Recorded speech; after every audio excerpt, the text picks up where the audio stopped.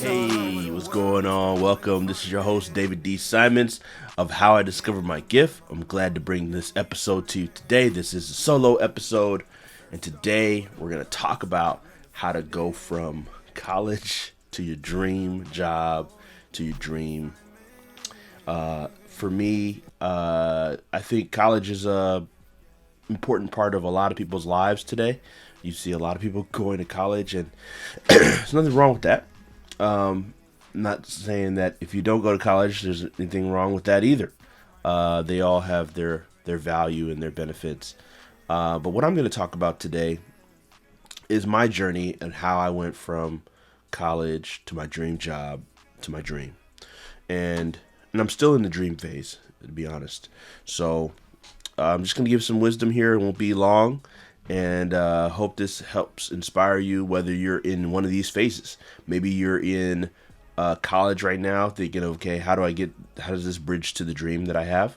Maybe you're in a job that you hate right now. How do I get out of that? Or maybe you're building a business and you have a dream that's okay, but you want to transition into your ideal dream. So let's get into it. So my story starts, grew up in a strict household. I won't go through the whole detail. You can get all the detail in episode 1, where I basically cracked into the system to change my grades and was expelled from high school. So it's not a good start to get into college. My freshman year, I miraculously got into Sacramento State University, amongst other schools, to get in for engineering. And I got in for engineering, and I wasn't doing so well in that first year. I was on academic probation, and second year definitely switched over. I was like, this is not for me, and I knew it. I said, this is not the lane that I feel is best for me, even though that's what my mom desired for me to become, an engineer. She always wanted me to become an engineer. I'm learning the whole digital marketing, digital media space. In my sophomore year, I'm learning about, podcasting way before it became popular. And I said, well, you know what? This is the route I want to take. So I switched my major early on. And I think that's really important for those that are in college, that you find a major that really resonates. And obviously, if you're in the sciences, if you're in healthcare, you're straight. All that engineering, you're good. You're set. But you should have a major that resonates with you. And I believe that, college, the value is mainly in the network. That's where I found the value, is the network, the lifelong relationships, the relationships and the people that you find that you build with. That's the true value, if you want to really boil it down. And, getting to learn some life skills by managing yourself, being self-disciplined, all those things. But here's what happened. I graduate in the recession. It's 2009-ish, 2008, 2009. I graduate with a digital media degree. I'm working for the Department of Education, a job, it's a student assistant job, so it doesn't pay much at all. I'm there handling my business, doing what I can. It's definitely not my dream job, nor a job that I'm grateful. I was grateful for that job, but it was not the ideal scenario. So I'm working, and at the time, my late brother, Kabi, says, "Hey, Dave, you got to check out this guy." He came to his graduation. My brother's graduating from CSUB at the time, and the keynote speaker was this guy named Dr. Delatoro McNeil. Dr. Delatoro McNeil comes to speak and blows them away. My brother's like, just getting on my case. You gotta check him out. You gotta check him out. You gotta check him out. I'm like, all right. I think I delayed for months, and then finally I was listening to Brenda and Greg Cassie on Faith Life Now. It's a podcast, and what do you know? This guy Delatoro pops up, and I was like, okay, cool. I check out his stuff, and he's talking about caught between a dream and a job. He has this book called Caught Between a Dream and a Job. I highly recommend that, by the way. I'm reading the book. The book is powerful. It's impactful. It's changing my life. And essentially, it states that you should look for a dream job that you can go into after, when you're deciding to pursue your dream. Go into a dream job, and then from the dream job, go into your dream. And I was like, wow, that makes a lot of sense. So I started applying for all kinds of jobs. Applied for over 100 jobs in the Sacramento area where I was living. Nothing came about. Excuse me. So I end up just how it all worked. That's a whole nother story. But I ended up moving to.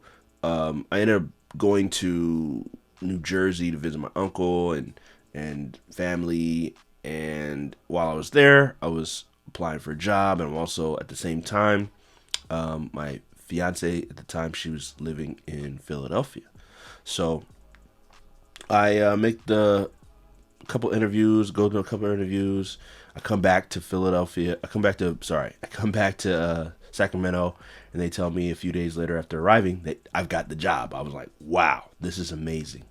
So I basically got the job, and I moved across the country from Sacramento, California, all the way to New Jersey. And that move, I packed up my whole entire life, said bye to all my friends, tried to get released from my pastor. They didn't want to release me. But shout out to Pastor Godot. I ended up leaving, and it was a transition, and I was like working in a job that was truly my dream. I was like, this is surreal. How am I able to get paid for doing stuff that most people get fired for doing, being on social media all day? I was doing that and building brands and building companies, and I was working with highly influential companies like Kraft, Frito-Lay, Huggies. I was building their brands with the partnership through this company called TerraCycle. So what's interesting is that this is the rule number one in this process, is that don't settle, no matter what it looks like. I had friends that got jobs in, insurance and, financial companies. Nothing wrong with that if you want to go into that. But I knew that I would settle. I wasn't trying to get a job at New York Life. That wasn't my aim out of college, right? But that's what my friends were doing, and it was understandable because those were the main jobs that were hiring at that time when all the stuff hit the fan. So rule number one is don't settle. Don't settle. I never settled, and though it took me over 100 job applications, moving across the country, I didn't settle. I still stayed for what I wanted to achieve. Number two is to be a rule breaker.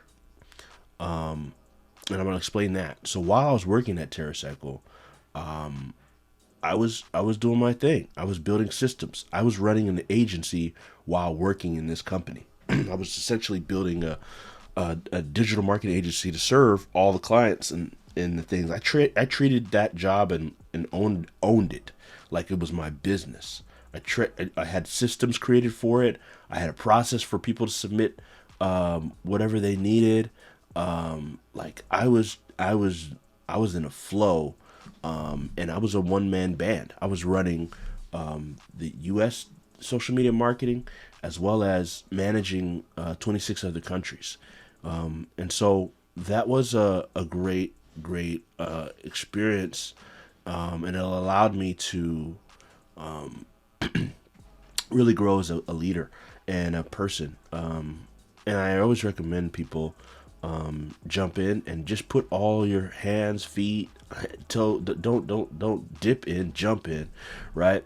So after this experience of doing this, I knew coming in that I did not want to work here forever, right? I came in with the goal of I'm going to leave in 2 years. It took me 4.5 years.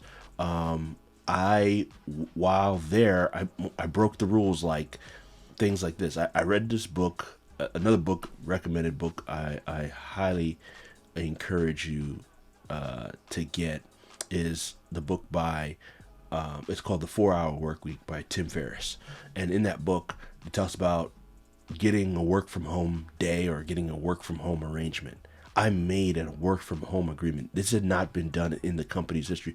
Mind you, this is pre-pandemic and all this. This is way back, right? I put an arrangement together and I got a day from to be able to work from home. And nobody had this by this time. I put that in and I'm sure I ruffled a lot of feathers.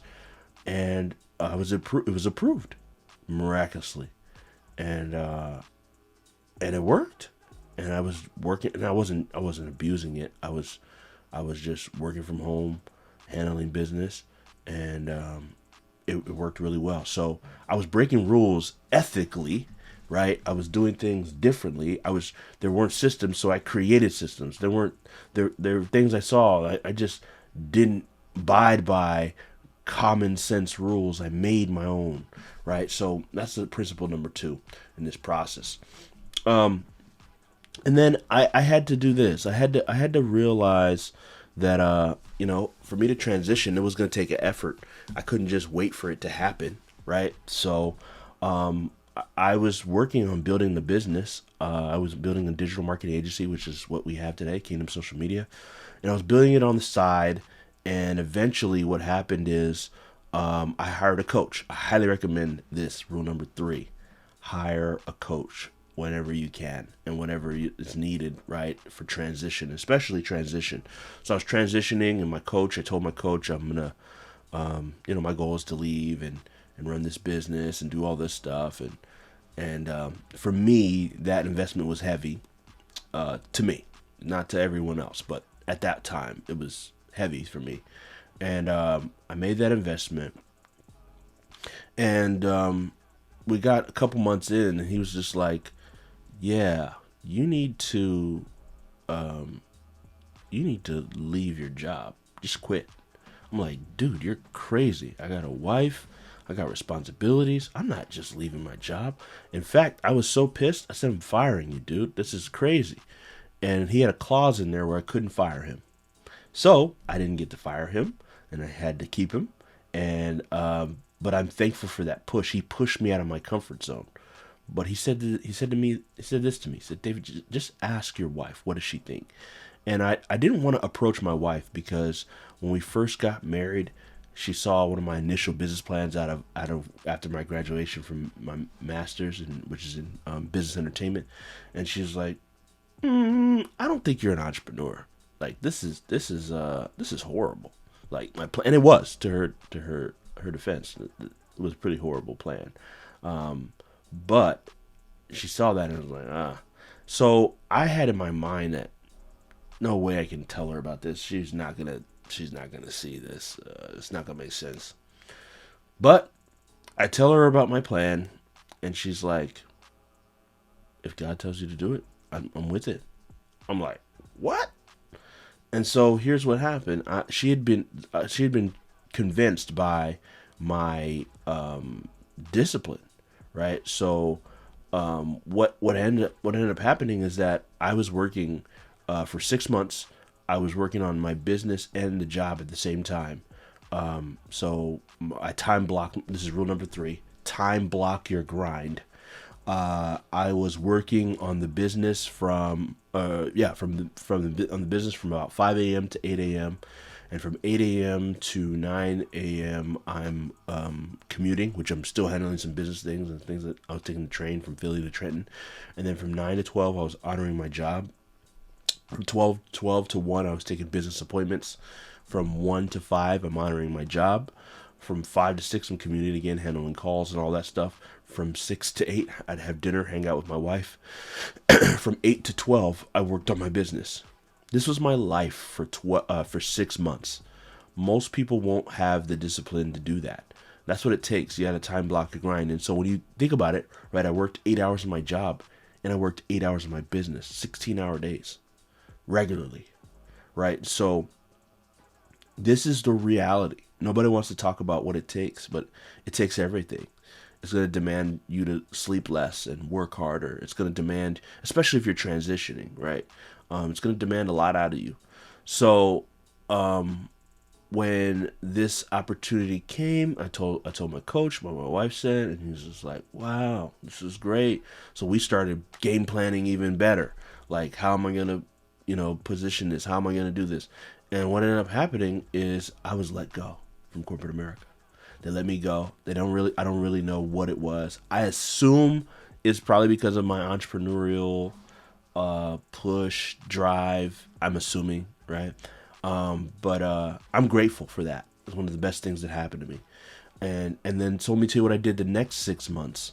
So here's a mistake when people transition. They tell everybody transitioned. This is what I did. I didn't tell anybody in my family. I didn't tell my friends. I acted like I still had a job. So guess what? Nobody would bother me during my work day. I'd be like, I'm at work. I'm at work.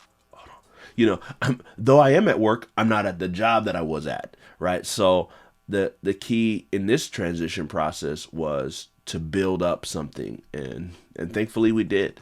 Kingdom Social Media was born, while working in corporate America, and then we've been doing this over the last 7 years, and I'm grateful to serve people, and this is why this show comes about, right? I want to help people to discover, the develop, and distribute their gifts. So that I was in my development phase. That was a lot of development, and I'm just encouraging you to follow these same rules. 1, don't settle. 2, be a rule breaker, and 3, time block your grind.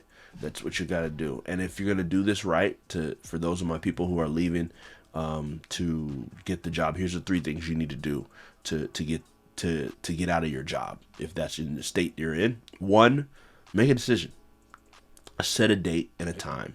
Just put a date on paper, and make it realistic that you're gonna leave. That's what I did. I did it multiple times, but it eventually happened. 2, write that plan out. And 3, get to work. That's it. Get to work. So, thank you for listening to the show today. Hope to catch you in the next episode. I appreciate you all. Be blessed.